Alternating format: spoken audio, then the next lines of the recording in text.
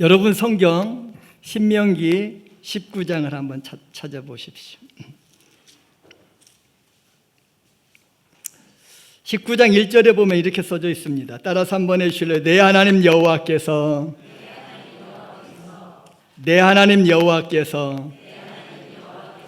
기업으로 주시는 땅에서, 오늘 여기 1절에서도 2절에서도 내 하나님 여호와께서 내게 기업으로 주시는 땅에서, 3절에서도 내 하나님 여호와께서 내게 기업으로 주시는 땅에서. 그래서 전체 원래 내 하나님 여호와께서 기업으로 주시는 땅에서 이렇게 제목을 잡으려고 그러는데, 저도 머리가 나쁘고 우리 삼일교회 성도님들은 다 머리가 좋아서 뭐 암송하겠지만 혹시라도 해가지고 암송하지 못하실 분들이 있을까 봐서 그냥 해놨습니다. 따라서 다시 한번 할까요? 기업으로 주시는 땅에서. 다시 한번, 기업으로 주시는 땅에서. 우리 오늘 성경 읽어주신 집사님이세요? 우리 삼일교회 사람들은 다 인물만 보게 뽑는 것 같아요. 성가대도 난 예쁘신 줄 알아요. 이렇게 너무 미인이 앞에 앉아 계셔가지고. 집사님 혹시 여기 성경 읽으려고 집에서 성경 읽으셨죠?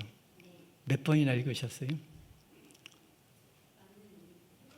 3번, 3번 다 읽었는데 1절에서 13절까지 내용이 뭐예요? 아니, 제가 이제 갑자기 물어보는 이유는 우리 집사님이 정답으로 대답할 것 같아서 이렇게 해주셨는데, 내용은 딱 하나예요. 3단어. 도피성. 왜 갑자기 도피성 이야기를 할까? 제가 오늘 일부러 신명기 19장을 택한 거 아니에요. 저희 교회에서 지금 신명기를 주일 오전 예배 시간에 강해를 해요. 그리고 후임 목사님도 그 다음 장 강해를 해요. 그런데 오늘 제가 이제 지난번에는 우리 17장, 16장, 17장, 그다음에 오늘 19장 같이 하는데, 17장, 18장을 통해서 내 부모를 공경하라. 그리고 20장에서부터 22장까지는 살인하지 말라. 여러분 보십시오. 자, 십계명이 신명기 5장에도 나와 있어요. 그러면 십계명이 또 어디에 또 나와 있죠? 출애굽기 20장에도 나와 있어요. 그러면 출애굽기 20장에도 나와 있고 신명기 5장에도 나와 있어요. 다른 건 다 여러분 잊어버려도 이것은 좀 알아두십시오. 십계명이 어디에 기록됐다고요, 성가대? 출애굽기 20장. 또 하나? 왜? 하나님이 직접 기록해 주셨어요. 다른 성경책은 하나님이 말씀하신 것을 사람들이 듣고 로버트처럼 기록하신 거 아니에요. 다 거기에서 그 사람의 가치관, 그 사람의 성경 실력, 그 사람의 세상 실력, 이런 걸 통해서 그 사람들이 다 편집해 놓은 거예요. 그 대신 하나님의 말씀이에요. 1.5리 없이. 그런데 가장 중요한 것은 하나님이 직접적으로 기록한 것은 십계명밖에 뿐이에요. 그래서 이 십계명을 출애굽기 20장과 신명기 5장에서 기록되어 있는데, 출애굽기 20장 십계명 말씀을 21장, 22장, 23장, 24장에서 설명을 해줘요. 그리고 난 다음에 십계명은 또 신명기 5장에 나온 말씀인데, 오늘 말씀처럼 신명기 12장 그리고 25장까지 십계명을 쭉 설명해 줘요. 6계명이 뭐냐? 살인하지 말라. 그럼 살인하지 말라고 도피성하고 무슨 관계가 있을까? 오늘 본문을 통해서 아마 우리 오늘 성경을 읽어주신 우리 집사님은 오늘 설교를 절대 안 잊어버릴 거예요. 왜? 제가 물어봤으니까. 그래서 진짜 중요하거든요. 오늘 아마 여러분들의 삶 속에서 이 말씀은 절대 잊어버리지 마십시오.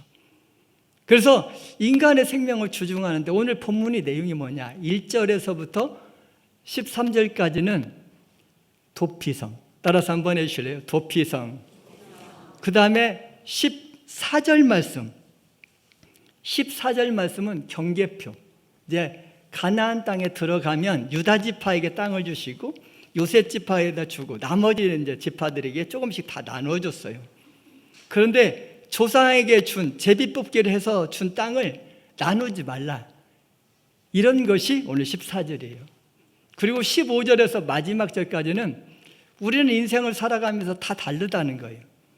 남자와 여자가 다르고 어른과 어린이가 다르고 오늘 성가대 한번 바라보세요. 다 모든 성가 찬양단들 다 있는데 얼굴 모습 그리고 머리 모습 옷만 지금 겉옷만 좀 같이 입었지 다 달라요.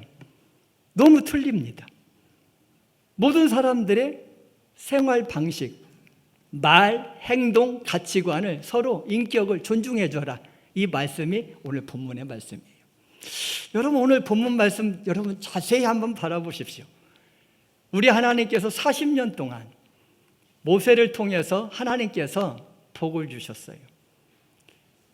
근데 신기해요. 우리 지금 삼일교회도 우리 하나님께서 40여 년 동안 우리 김재영 목사님을 통해서 여기까지 오게 됐어요. 이제 새로운 시대를 또 그냥 나가는 거예요. 여호수아를 통해서 새로운 시대를 쭉 나가는데 오늘 성경을 자세히 보십시오. 아직 가나안 땅에 들어가지 않았어요. 가나안 땅에 들어가지 않았는데 그 땅을 니들이 잘나고 똑똑하고 멋있고 11조 잘하고 주일성수 잘하고 하나님 말씀 잘 지켜서 그 땅 주는 거 아니라는 거예요. 하나님이 그냥 일방적으로 하나님의 은혜로 주신다는 거예요. 우리 하나님께서 40년 동안 우리 삼일교회를 은혜 가운데 지켜주셨어요. 이제 앞으로 40년을 또 새로운 시대를 또 출발해야 해요. 이런 시대를 가는데 이제 가나안 땅에 들어가는데 어떻게 가야 정말로 하나님 보시기에 아름다운 그런 삶을 살아갈 수 있을까? 누구나가 다 규칙이 있어요. 제가 우리 장로님들한테 부탁을 했거든요. 장로님들 죄송한데 명찰 좀 달고 다녀주세요. 왜 그러냐면 바깥에 제가 나가서 인사를 할 때 이분이 장로님인지 안수 집사님인지 권사님인지 초신자인지 오늘 처음 왔는지 저를 모르는 거거든요. 근데 새로 오신 목사님 더 모르실 거 아닙니까? 그래서 여기다 명찰 딱 했는데 명찰 없으신 분들은 우리 김기탁 목사님한테 부탁하세요. 그래서 빨리 명찰을 다 해가지고 다음 주부터는 하시고 들 수 있으면 우리 장로님들 저 뒤에 앉지 마시고 앞좌석에 앉아서 은혜 받으시고 그리고 전체적으로 앞에 있으시면서 해주셨으면 좋겠다 이런 생각들 같습니다. 이제 오늘 여러분 본문을 한번 바라보십시오. 그러면 오늘 본문을 통해서 우리 하나님께서 오늘 19장 1절 보십시오. 따라서 한번 해주실래요? 내 하나님 여호와께서 내 하나님 여호와께서 기업으로 주시는 땅이 있을 거라는 거예요. 이 가나안 땅을 약속해 주셨는데 그 땅 들어가서 너희들이 삶에서 우선순위가 뭐냐? 이제 40년 동안 우리 사람 목사님과 존경하는 목사님과 함께 이렇게 왔었는데 이제 앞으로 새로운 시대에 이제 새로운 출발을 해나가야 하잖아요. 새로운 출발 40년을 이제 출발해 나가면서 가장 우선순위가 뭔가를 오늘 본문을 통해서 세 가지로 가르쳐주고 있습니다. 첫 번째로 따라서 한번 해주실래요? 개인 생명을 존중해야 합니다. 다시 한번 할까요? 개인의 생명을 존중해야 합니다. 옆에 사람한테 한번 할까요? 시작. 여러분 진짜로 그렇습니다. 여러분 한번 바라보십시오. 다른 계명도 다 중요해요. 그런데 지금도 똑같거든요. 가나안 땅에 들어가도 이 사람들도 똑같이 생명을 존중히 여겼어요. 지금 우리나라도 그렇습니다. 데모대 보십시오. 처음에 데모 그럴 때 여기다 머리띠 딱 띄죠. 띄고 나서 으쌰으쌰 해요. 그리고 데모대가 나와서 주로 하는 일이 뭐죠? 술병이나 아니면 소주병 또 사이다병에다가 신나 집어넣어가지고 해가지고 불 붙여서 던지는 거예요. 그래서 처음에 한 번 던지고 두 번 던지고 그러면 경찰들이 뭐죠? 체류탄 쏘아요. 그때까지는 하나 문제 없습니다. 언제 열받아가지고 막 극렬하게 싸움인 듯이 전쟁터 같이 언제 오죠? 만약에 경찰이 쏜 체루탄이나 뭐에 의해서 데모대 한 사람이 죽었다. 또 반대로 이쪽에서 데모대에서 경찰한테 해가지고 했는데 경찰 한 명이 죽었다. 그러면 물불에 안 갈립니다. 우리 동기가 죽었어? 피 흘렸어? 완전히 전쟁터하고 막 방불케 해버립니다. 열받아 버립니다. 피가 거꾸로 쏟아버립니다. 왜? 그 정도로 한 생명이 중요합니다.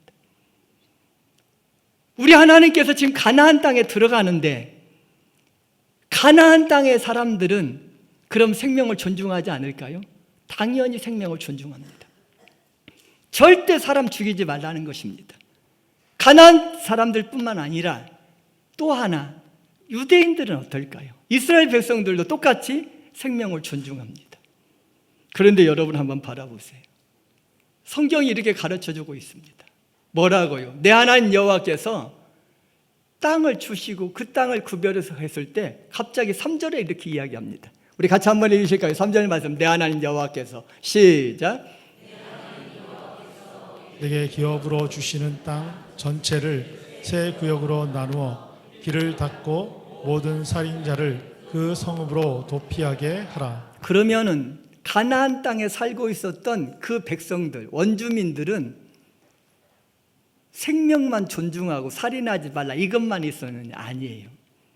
이 당시에도 똑같이 성역이 있었어요. 성스러운 구역이 있었다는 거예요. 우리나라도 옛날에 성스러운 구역이 있었죠. 그게 어디였었죠? 명동성당. 명동성당에 딱 살인자가 들어가고 죄 지은 사람이 그래 도피해로 갔어요. 그러면 명동성당이라든가 천주교 추기경이 허락을 하지만 못 들어갔어요. 근데 지금은 안 그래요. 지금 들어갑니다. 근데 지금도 못 들어가는 곳이 하나 있어요. 전 세계에서 딱 한 군데. 바티칸 궁이에요. 바티칸 궁에는 만약에 이 사람들이 잘못을 하고 들어가면 무조건 막아버려요. 그리고 교황청에서 교황이 허락을 하면 들어가지만 허락하지 않으면 못 들어가요. 이게 성역이에요. 그런데 이 당시에 가나안 땅에도 똑같은 성역이 있었어요. 그 사람들이 일하는 신전이에요. 그 신전 안에 가면 그 신전 사제가 허락하지 않으면 아무나 못 들어갔어요. 그래서 누구나가 사람을 죽여도 무조건 거기 가서 피했어요. 네, 우리 하나님은 다른 방법을 하나 가르쳐 주셨어요. 그게 뭐예요? 도피성을 만들어 놓고는 하시는 말씀이 이거를 구별해라. 그리고 살인한 사람들은 그리로 도망가서 잠깐 숨기고 있어라 라고 이야기합니다. 4절부터 보십시오. 그러면서 조건을 하나 달아놨어요. 자, 4절 너무 중요한 말씀이에요. 4절 말씀. 살인자가 시작. 살인자가 그리로 도피하여 살만한 경우는 이러하니 곧 누구든지 본래 원한이 없이 부지 중에 그의 이웃을 죽인 일. 여러분 보세요. 아무나 이방인들은 가나안 땅에 살고 있는 사람들은 자기가 잘했든 못했든 가가지고 살인했든 뭐 나쁜 일 했든 도둑질했든 그 사람을 어떻게 핵교제했든 간에 나쁜 일하고 악한 일을 했어서 그 성역으로 들어가면 끝나버렸어요. 그런데 예수 믿는 사람들은 달라야 한다는 거예요. 너희들은 달라라. 똑같이 도피성은 주었어요. 도피성을 주었는데 어떤 사람만 들어갈 수 있느냐? 부지 중에 잘못 범했을 때. 우리들도 마찬가지예요. 오늘 성경이 그렇게 가르쳐 줍니다.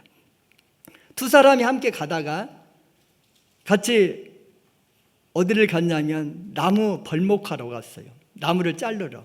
도끼를 가지고 가서 자르는데 하필이면 도끼질을 쫙 했는데 이 도끼날이 빠져서 옆에 있는 사람의 머리를 쳐가지고 그 사람이 그 자리에서 죽었어요. 그럼 우리는 죽으면 어떻게 하죠? 빨리 이 사람 데려다가 119 불러가지고 병원에 가든지 경찰서에 가든지 그래야 해요. 근데 이 사람들한테 그러지 말라는 거예요. 이 사람이 죽었을 때는 그대로 놔두고 빨리 도망가라. 근데 왜 그랬을까요? 그 당시에 고엘법이라는 것이 하나 있어요. 그 다른 사람이 죽이면 안 돼요. 근데 내 형제가 하나 죽었어요. 우리 동생이 죽었어요. 그러면 제가 우리 동생을 죽인 그 사람을 무조건 찾아가서 잡아다가 내가 도끼를 죽여도 다른 칼로 죽여도 총을 쏴서 죽여도 내가 살인죄가 나한테 안 와요. 그렇기 때문에 무조건 그 사람이 죽으면 그 자리에 도망을 가서 어디로 도망가야 한다고요? 도피성으로 도망을 가야 해요. 그러면서 이 도피성을 들어가면 생명을 살릴 수 있다는 거예요. 여러분 한번 바라보세요. 이 도피성이 6개가 있는데 요단강을 중심으로 해가지고 요단강 동쪽에 골란, 라못, 베셀 3개, 요단강 서쪽에 게데스, 세겜, 헤브론, 이 해가지고 총 6개를 도피성으로 두었어요. 이 도피성은 그냥 언제나 길이 나 있어요. 가장 가까운데 우리나라 강원도만한 조그만한 땅이니까 내가 했어도 무조건 달려가면 되는 정도로 되는 그런 곳이었어요. 그럼 도피성 제도를 왜 우리 하나님이 만들어 놓으셨을까? 굉장히 중요하죠. 살인자는 마땅히 죽임을 당해야 해요. 너무 중요한 성경 구절 창세기 9장 5절, 6절, 7절이 나와 있는데 오늘 제가 6절만 같이 읽겠습니다. 6절 우리 다른 사람의 피를 시작. 다른 사람의 피를 흘리면 그 사람의 피도 흘릴 것이니 이는 하나님이 자기 형상대로 사람을 지으셨음이니라. 여러분 보세요. 노아가 하나님께서 사람들이 너무 자기 소견에 오른 대로 하고 죄를 너무 범하니까 홍수로 인해서 심판해버리셨어요. 그리고 방주에 들어가서 살아남은 사람이 8사람이에요. 그리고 그때 같이 동물들이 같이 나왔어요. 그 전까지는 우리 권사님 그 동물들 그 전에는 노아 시대 전에는 뭐만 먹을 수 있었죠? 동물, 식물 뭘 먹었죠? 식물만 먹었어요. 근데 노아 시대 이후에는 뭐 먹었죠? 동물까지 같이 먹으래요. 이게 바로 그 말이에요. 5절에서는 동물의 생명도 함부로 죽이지 말라. 더더욱더 6절에 이렇게 이야기합니다. 다른 사람의 생명을 피를 흘리고 죽이면 이거는 그냥 놔두지 마라. 왜? 그 사람의 생명을 죽이는 것이 아니라 하나님의 형상을 죽여서 하나님의 명령을 어긴 것이라는 거예요. 옆에 사람 하나가 나는 하나님의 형상이라는 거예요. 옆에 사람한테 한 말 할까요? 당신은 하나님의 형상입니다. 시작. 다시 한 번 할까요? 나는 하나님의 형상입니다. 그러니까 나는 하나님 형상이니까 내가 막 내 입으로 담배 피우고 술 잡수시는 것이 아니라 처잡수시고 그러시면 안 돼요. 하나님의 형상이니까 다른 사람들 치고 다른 사람 죽이고 다른 사람들 욕하고 아니에요. 그 사람한테 욕하는 것이 아니라 하나님의 형상한테 욕하는 것입니다. 그렇기 때문에 생명 하나가 얼마나 소중한지를 가르쳐주고 있어요. 그러나 사람을 내가 의도적으로 죽인 것이 아니라 고의적으로 죽인 것이 아니라 그냥 불의의 사고로 잘못해서 그 사람을 죽게 된 그런 경우가 있다는 것입니다. 그런 것을 출애굽기 20장의 십계명인데 21장부터 또 다시 십계명을 쭉 설명해요. 그 중에 12절 이렇게 써져 있습니다. 자, 21장 12절 우리 같이 한번 읽을까요? 사람을 쳐 죽인 자는 시작. 사람을 쳐 죽인 자는 반드시 죽일 것이나 13절 만일 사람이 고의적으로 한 것이 아니라 나 하나님이 사람을 그의 손에 넘긴 것이면 내가 그를 위하여 한 곳을 정하리니 그 사람이 그리로 도망할 것이며 사람이 그 이웃을 고의로 죽였으면 그를 제단에서라도 잡아내려 죽일지니라. 고의로 죽였던 사람들은 어떻게 해요? 옛날에는 제단불을 잡으면 살았어요. 고의로 죽인 사람은 그냥 죽여버리라는 거예요. 이렇게 하나님께서는 생명 하나를 너무너무 소중히 여겨요. 가나안 땅에도 똑같은 이런 제도가 있었지만 세상과 하나님의 방법은 다르다는 거예요. 그렇다면 여러분 보십시오. 처음에는 이게 3개였지만 6개가 되었고 그다음에 도피성에 들어갈 사람들이 있는데 이제 중요한 말입니다. 자, 그러면 여러분 이 도피성에 유대인만 갑니까? 이방인만 갑니까? 우리 권사님 어떻게 하셨어요? 여러분 한번 바라보세요. 오늘 성경이 나와 있어요. 민수기 35장 15절. 우리 같이 한번 읽겠습니다. 이 여섯 성읍은 시작. 이 여섯 성읍은 이스라엘 자손과 타국인과 이스라엘 중에 거류하는 자의 도피성이 되리니 부지 중에 살인한 모든 자가 그리고 도피할 수 있으리라. 그렇습니다. 만약 유대인들만 도피성에 가라고 그랬으면 이 도피성의 모형이 예수님이신데 유대인만 가라고 그래서 어떻게 되겠습니까? 그런데 여러분 보세요. 이스라엘 자손도 가래요. 타국인도 가래요. 이스라엘 중에 거류한 모든 사람이 다 갈 수 있다는 거예요.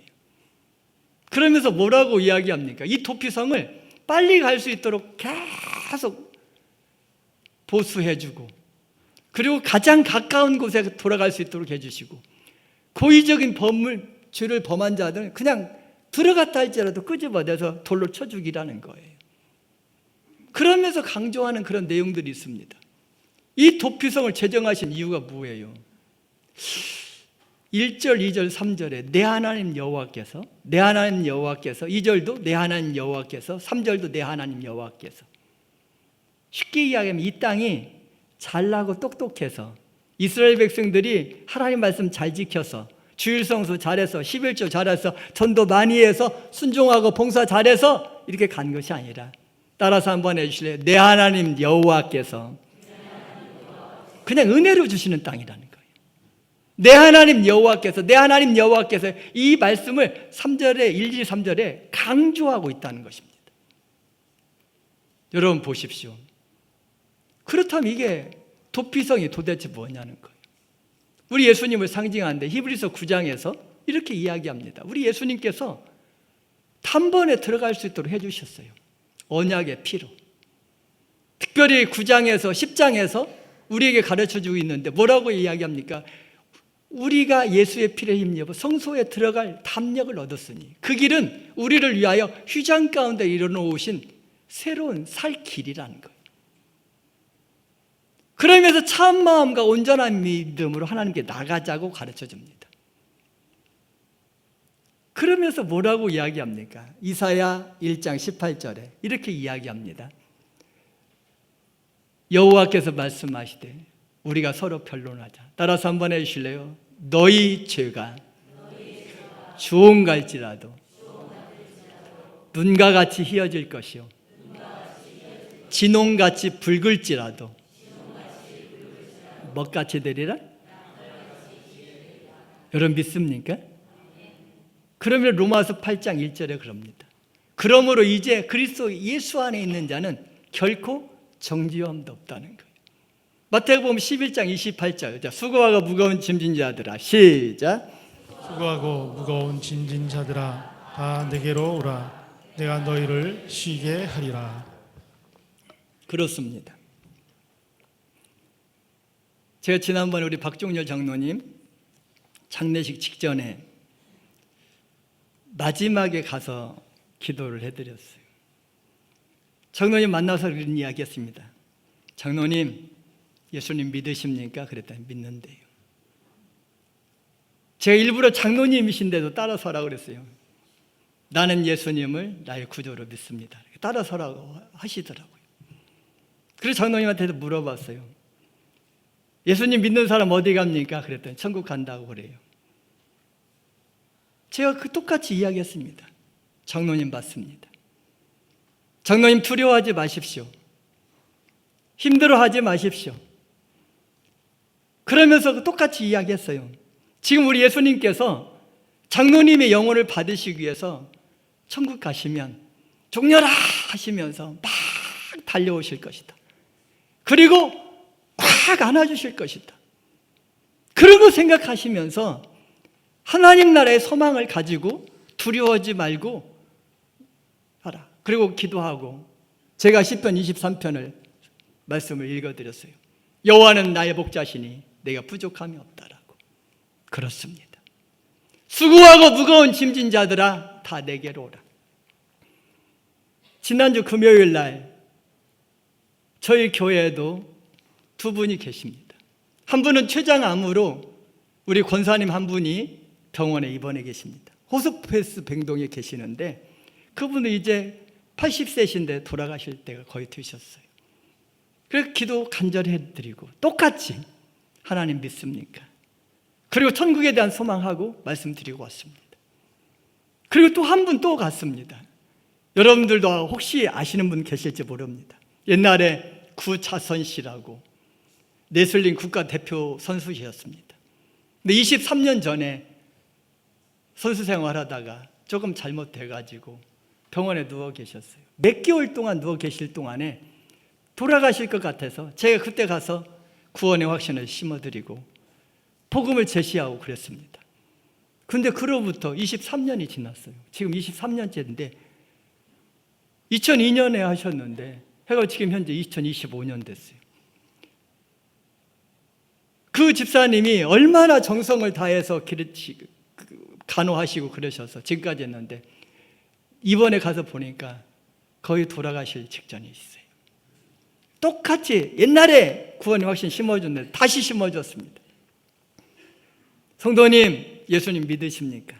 믿는데요. 그래도 따라서 하라고 그랬어요. 형제님, 나는 예수님을 나의 구주로 믿습니까? 그랬더니 힘들어 하시면서 따라서 하시더라고요. 그래서 천국에 대한 소망 가르쳐 드렸습니다. 그 천국에 이렇게 이야기합니다. 다시 한번 할까요? 수고하고 무거운 짐진 자들아 다 내게로 오라. 내가 너희를 쉬게 하리라. 그러나 아무나 갈 수 있는 거 아닙니다. 로마서 10장 9절 내가 만일 시작 입으로 예수를 주로 시인하며 또 하나님께서 그를 죽은 자 가운데서 살리신 것을 내 마음에 믿으면 구원을 받으리라. 아무나 갈 수 있는 거 아니에요. 입으로 시인하는 거예요. 목사가 할 수 있는 일은 그거밖에 뿐입니다. 집사님, 장로님, 권사님, 예수님은 나의 구주이십니다라고 따라서 입술로 시인하게끔은 목사가 해줄 수 있어요. 그러나 그 다음 것은 본인과 하나님의 영역이고 믿음으로만 가능합니다. 따라서 한번 해주실래요? 하나님께서 그를 죽은 자 가운데서 살리신 것을 내 마음에 믿어야 해요. 본인이 믿는 거예요. 이건 하나님이 믿음을 주신 자들만 가능한 거예요. 또 하나님께서 그를 죽은 자 가운데서 살리신 것을 너의 마음에 믿으면 구원을 받는다는 거예요. 그렇기 때문에 임종 직전에 계신 분들은 빨리 가서 구원의 확신을 심어주셔야 해요. 왜? 사탄이 계속 그렇게 하니까 계속적으로 그 사탄을 공략을 받습니다. 그래서 마지막 순간이 얼마나 중요한 것인지 모릅니다. 오늘도 여러분 한번 바라보십시오. 우리 주님께서는 수고하고 무거운 짐진 자들아 다 내게로 오라고 이야기합니다. 그리고 죄를 용서함을 받고 예수님이 나의 주님이라는 걸 알고 그리고 내 마음에 우리 주님께서 살아나신 것을 믿으면 내가 구원받는다는 사실을 깨닫고 오늘도 천국 시민으로서 멋지게 승리하시기를 주님의 이름으로 축원합니다. 두 번째로 따라서 한번 해주실래요? 개인 소유를 존중해야 합니다. 첫 번째는 뭐라고 그랬어요? 개인의 생명을 존중해야 돼.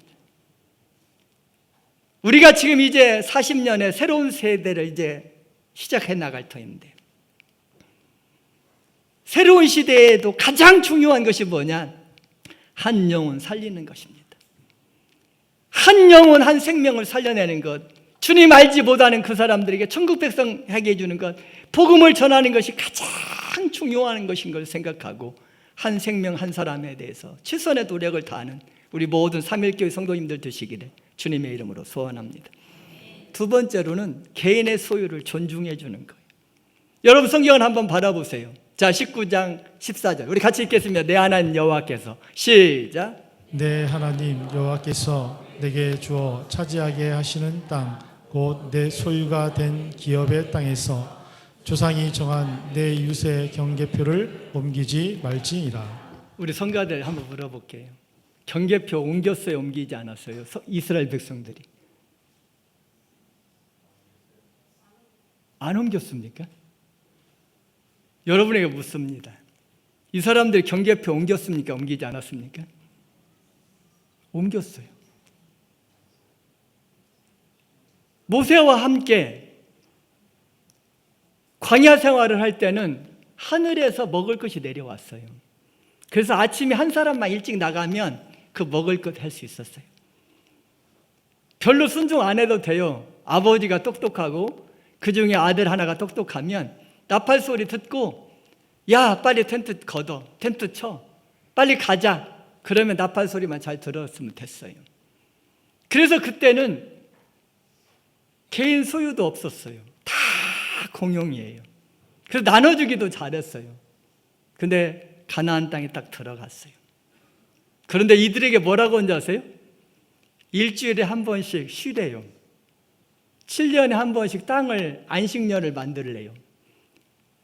49년, 50년째 되면 지금까지 너희들이 땅 했다가 다른 사람한테 빌려주고 빼앗기고 돈 받고 이렇게 했던 것 다 되돌려주래요.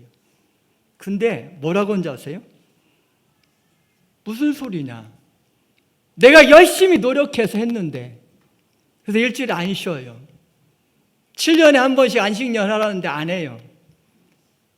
50년, 49년 해서 50년에서 희년 하라고 하는데 안 해요. 다 자기 소견에 오른 대로 해요. 그래서 사사시대가 나왔어요. 그리고 전체적으로 이스라엘 백성들이 시디기야 시절같이 마지막 시대에는 어떻게 하는지 아세요? 이들이 다 자기 소견에 오른 대로 하니까 우리 하나님께서 이 사람들을 그대로 놓아두지 않고 전체를 다 들어서 바벨론에서 싹 옮겨놔 버렸어요. 그리고 70년 동안 안식년을 만들어 놔버려요. 70년 동안 쉬게 만들어요. 그리고 바벨론에서 조금 괜찮아지니까 이 사람들 다시 회복시켜줘서 이런 모습들이 성경에 나와 있습니다. 지금 여러분들은 잘하고 계십니까? 하나님 말씀대로 잘 지키고 있습니까? 나는 온전한 11조 하고 있고, 나는 온전한 주일 성수하고 있고, 나는 성경대로 살고 있고, 나는 성경대로 하고 있는지 한번 생각해 보십시오. 하나님 말씀대로 살지 않으면 우리 하나님이 바벨론을 옮겨가시듯이 여러분 가정도 자녀도 우리 삼일교회도 다 옮겨가 버리십니다.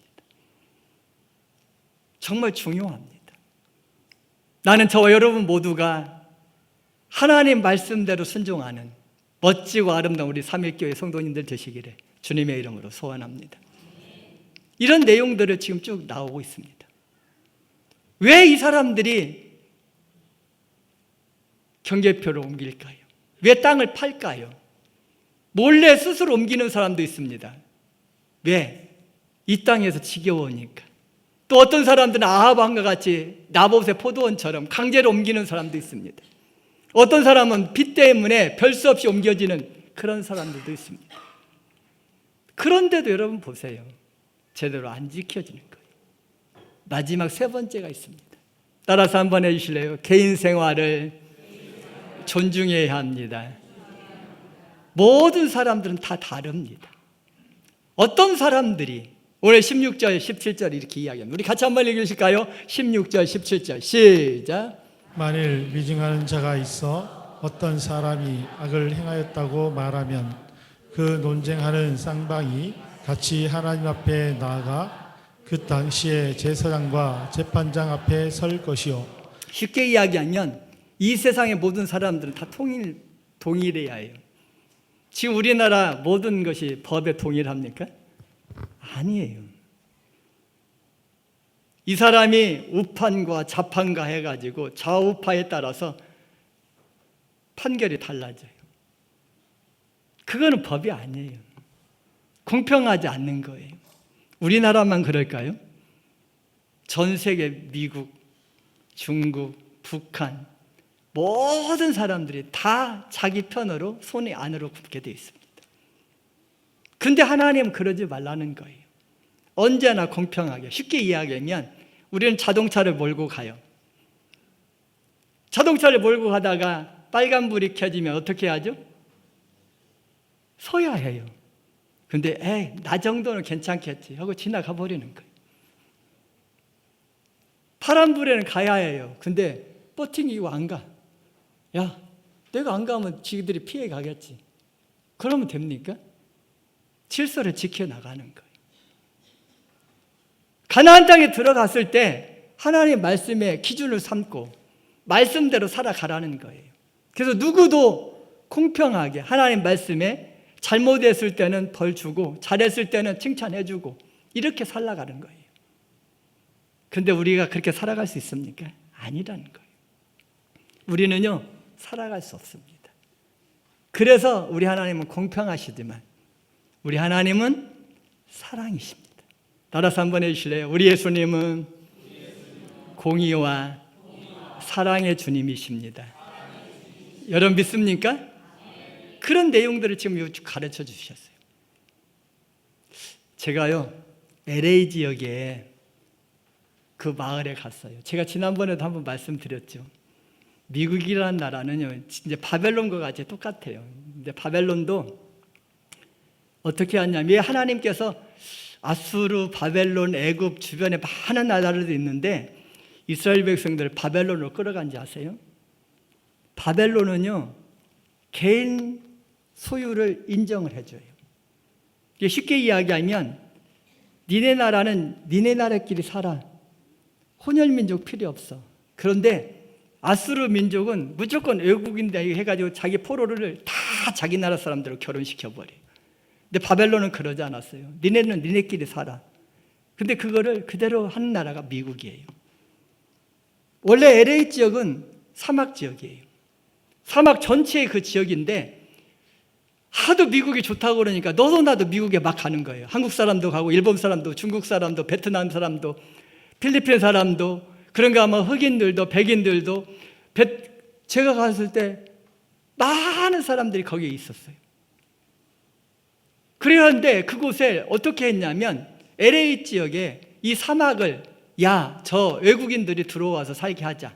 그래서 콜로라도 그 강을 10m, 20m 되는 큰 상수도가는 콜로라도 강에서 끌어왔어요. 끌어다가 상수도 시설 다 해줬어요. 하수도 시설 다 해줬어요. 그래서 새로운 도시를 만든 것이 LA 지역이에요. 그 지역을 완전히 새로운 지역으로 해서 한국 사람은 니들끼리 한인 마을에 살아. 일본 사람은 일본인 마을에 살아. 중국 사람은 중국인 마을에 살아. 그런데 제가 LA 지역을 3번 정도 갔어요. 아마 여러분들도 다녀오신 분들 많이 계시겠죠. 갔는데 제일 잘 사는 마을이 어딘가? 유대인 마을이에요. 그래 우리 한인 마을 정도 갔는데 한인 마을은 우리나라에 1970년, 80년대 이 정도밖에 안 돼요. 그럼 왜 한인 마을은 못 살고 유대인 마을만 잘 살까요? 제가 유대인 마을에 직접 가봤거든요. 한복 입은 사람이 저예요. 잘생겼죠. 굉장히 잘생긴 사람 그 하나 있는데 그거 보세요. 유대인 마을 회당에 한번 들어가서 예배를 드렸어요. 그뿐만이 아니에요. 학교도 다 갔다 왔어요. 이 고등학교 갔는데 고등학교 쭉 가서 있는 고등학교 1학년 학생들이 19명이 앉아 있어요. 특징이 뭐죠? 자세히 보세요. 여학생들의 특징이 뭔가? 100% 치마 입었어요. 또 특징이 뭐죠? 치마가 길이가 다 길어요. 무릎을 덮었어요. 또 하나가 특징이 뭐예요? 여기 팔굽증까지 다 소매가 내려왔어요. 또 하나 특징이 뭐예요? 여기가 파지지 않았어요. 또 하나 특징이 뭐예요? 머리를 자르지 않고 다 묶었어요. 이들의 특징이 있어요. 그러면서 뭐라고 앉았어요? 넌 나중에 너의 마지막 소원이 여학생들에게 너의 소원이 뭐냐? 그랬더니 거기에 있는 19명 전체가 똑같은 소원을 가지고 있어요. 예수님 잘 믿는 남자 만나서 신앙의 명문감을 이루어가지고 멋진 자녀를 키워나가는 것이 자기들의 소원이래요. 그래서 유대인들은요, 지금도 초등학생, 중학생, 고등학생, 대학교까지 계속적으로 방학만 되면 무조건적으로 유대인 캠프에 보내요. 자기네가 좋아하는 영국에서 캠프 한다면 영국 보내요. 프랑스에서 한다면 프랑스 보내요. 미국의 워싱턴에서 하면 워싱턴에, 뉴욕에서 한다면 뉴욕에 보내요. 다 학생들을 방학 때 전체 작업 보내요. 보내서 뭐 할까요? 꿈을 세우고 두 번째로는 결혼 상대자를 찾는 거예요. 그래서 가치관이 있는 결혼 상대자를 찾아서 그렇게 하려고 그렇게 하는 거예요. 그런데 제가 가서 놀란 것이 하나 있습니다. 자, 우리 한인마을에 가니까 한인마을은 음식점이 있는데 중국 음식점들이 쭉 같이 있어요. 서점이 있는데 서점들이 쭉 같이 있어요. 미용실이 있는데 미용실이 같이 있어요. 주유소가 있는데 주유소가 같이 있어요. 우리나라 사람들은 어떻게 하냐면 외국에서 지금 우리 한국에서 이민을 갔어요. 미국으로. 네가 잘하는 게 뭐냐? 그러면 나 주유소 잘하는데 그거 상관없어요. 지금 이곳에서 제일 잘 되는 것이 뭐지? 그러면 주유소다. 그러면 너도 나도 주유소 차려요. 슈퍼가 잘 된다면 슈퍼 차려요. 그런데 유대인 말은 그러지 않아요. 제가 깜짝 놀랐어요. 제가 갔던 곳에 우리를 데리고 우리 지금 현재 거기 앉아있는 사람들이 우리 팀인데 한 20여 명을 데리고 서점을 데리고 가더라고요. 근데 이 서점 주인하면서 그분이 이제 가이드가 설명을 해주는 거예요. 목사님들 보세요. 이 사람들이 얼마나 가치관이 좋은지. 이 서점이 지금 동쪽에 하나 있고 또 하나의 서점은 서쪽에 있다는 거예요. 그러면서 외부인이 우리 지금 LA 지역에 이사를 왔다. 그래서 유대인 마을에 들어왔으면 거기에 유대인 랍비가 부른답니다. 회당에서. 네가 제일 잘하는 것이 뭐냐? 나 미용실 잘했다. 그러면 우리 마을에서 미용실이 동쪽에 있으면 제일 서쪽 끝에다가 미용실을 만들어줘요. 돈이 없잖아요. 그럼 5천만 원, 1억 원 정도, 더 이상도 그 사람한테 무이자로 대출해줘요. 그리고 난 다음에 그 사람이 될 때까지 우리가 갔던 곳이 서점이었는데 서점이 있는데 원래 정가에 이렇게 팔아야 하잖아요. 근데 정가보다 10%를 더 내라는 거예요. 왜 그러냐 그랬더니 우리의 법칙이라는 거예요. 이제 새로운 사람한테는 딱 반 나눠가지고 이쪽에 있는 사람들은 무조건적으로 다 이 서점에 가라. 이 동쪽에 가라. 그리고 이 서점에 여기에 가라. 거의 다 이 사람들은 정가제도가 있었는데 정가제도 하고 어느 때는 5% 10% DC 해줄 수도 있어요. 그런데 이쪽에 있는 서쪽에 있는 사람들은 돈을 정가보다 더 내고도 이쪽 서점에 가면 안 돼요. 모든 사람들이 이 서점에 가가지고 하는데 5년 되고 6년 되고 7년 되고 그러면 어느 정도 돈이 1억 원이 받아왔다. 그러면 그 원가만 갚아도 되는데 원가를 갚지 않고 다 이자를 거기다 더해서 그 회당에다 낸다는 거예요. 그럼 회당에서 어떻게 하냐? 그 돈을 또 모아놓은 거예요. 그리고 또 새로운 사람이 오면 그 돈을 또 주는 거예요. 사랑하는 여러분, 진짜 예수쟁이가 어떤 사람일까요? 어떤 사람이 가장 아름다운 사람이 될까요? 하나님이 어떤 사람을 이뻐하실까요? 제가 시 하나를 여러분에게 드리고 우리 김기탁 목사님 마이크 대고 한번 읽어주실래요? 물의 말 김소엽. 나는 물이 되고 싶습니다. 당신이 또 담을 수 있는 회개의 눈물로 정결한 물이 되고 싶습니다. 경험한 톡이 그릇에 담기라 하시면 톡이 그릇에 담기겠습니다. 소박한 질그릇에 담기라 하시면 질그릇에 담기겠습니다. 화려한 크리스탈 글라스에 담기라 하시면 그곳에 담기겠습니다. 은은한 자기에 담기라 하시면 그리하겠습니다. 당신이 원하는 형상대로 담기기를 원하오니 저를 흘러 보내지만 마시고 저를 주님의 그릇에 담아만 주시옵소서. 사랑하는 여러분, 이제 우리는 존경하는 우리 김재영 목사님 밑에서 40여 년 동안 같이 있었고 이제 새로운 목사님과 함께 새로운 시대를 열어가야 할 너무 중요한 시기에 와 있습니다. 여러분, 이제 새로 오신 목사님 100% 좋을까요? 아니에요. 완벽하실까요? 아니에요. 저도 마찬가지입니다. 우리 다 부족한 사람들끼리 보였습니다. 여러분 마음속에 완벽하게 난 이 장로님이 진짜 나의 롤모델이야. 이 권사님이 나의 롤모델이야. 이 목사님이 나의 롤모델이야. 이런 사람이 혹시 계십니까? 하나도 없습니다. 절대로 만날 수도 없습니다. 우리는 하나님 앞에서 다 부족하지만 신기해요.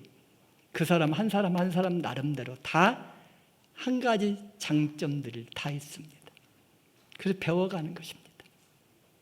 사랑하는 여러분, 따라서 한번 해주실래요? 하나님 앞에서 쓰임받는 것이 중요합니다. 여러분 믿습니까? 그래서 좀 더 겸손하게, 좀 더 온유하게, 좀 더 정직하게, 좀 더 성실하게 살아가서 주님의 선한 역사에 끝까지 쓰임받는 멋지고 아름다운 우리 삼일교회 성도님들 되시기를 주님의 이름으로 소원합니다. 말씀을 맺을게요. 여러분 한번 바라보세요. 이제 새로운 시대를 가야 할 이스라엘 백성들에게 우리 주님께서 세 가지 말씀을 해주셨습니다. 첫 번째, 네가 가장 소중히 여길 것은 생명이다. 또 하나, 개인 한 사람 한 사람의 소유를 존중히 여겨라. 또 하나, 그 사람의 개성, 가치관, 습관, 그 사람의 삶의 방식, 그 사람의 인격 존중해 주라는 것입니다. 그래서 합력해서 선을 이루어가는 귀하고 아름다운 우리 온 가족들 되시기를 주님의 이름으로 축원합니다.